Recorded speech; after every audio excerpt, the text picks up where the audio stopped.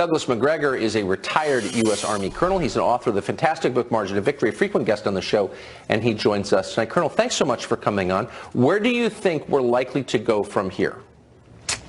Well, I'm told that tomorrow the Iraqi parliament is going to vote overwhelmingly to demand the removal of our forces from Iraq. If that's the case, I sincerely hope that President Trump will take advantage of it and get us out. We should have been out of Iraq and Syria a long time ago, as the president pointed out, as you have reiterated. We gain nothing by staying in the country whatsoever. If these strikes, the follow-up strikes that we've had this evening, are designed to warn off the Iranians, we're going to leave but don't follow us, then that makes some sense militarily.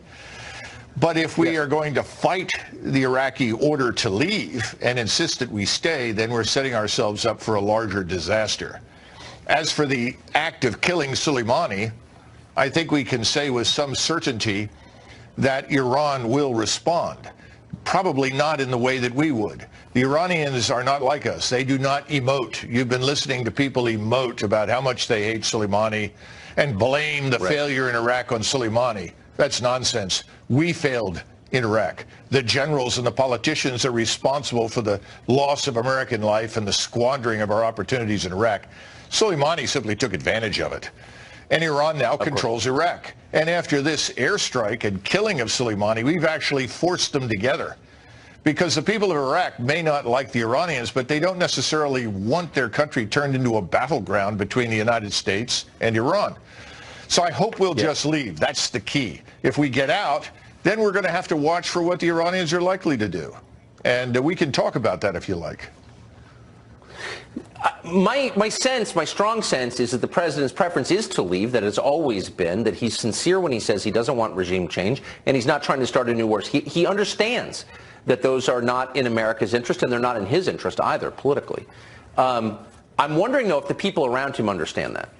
Look, he walked into a room at Mar-a-Lago with Senators Rubio and Graham, Secretary of State Pompeo, National Security Advisor O'Brien, the Secretary of Defense Esper, and I assume Jared Kushner. You're talking about a room full of neocons. You're talking about the people that you've been discussing that have been urging war with Iran forever. They seem to have persuaded him that this airstrike made sense and that we should take the opportunity and do it. And publicly, he's said that. I think it was probably unnecessary for the reasons that I've already outlined. This is not going to do anything for us strategically. As far as sending the message is concerned, his deputy has already taken over. The deputy has been with him since '97. This is going to stiffen resolve against us, and it's going to make any attempt to reach any arrangement with Iran virtually impossible. So from that standpoint, I don't think it made a lot of sense. It's not necessarily helping us in what the president says he wants to achieve in the Persian Gulf with Iran. And quickly, and finally, do you think it's likely, if the Iraqi parliament issues a demand that Americans leave Iraq tomorrow, that we will? Again, I hope so. We have to recognize that Iran is a sovereign state. It has a sovereign government, whether we like it or not. If they tell us to leave, we should get out. Absolutely no question. And I think President Trump should seize the moment, frankly, and get us out.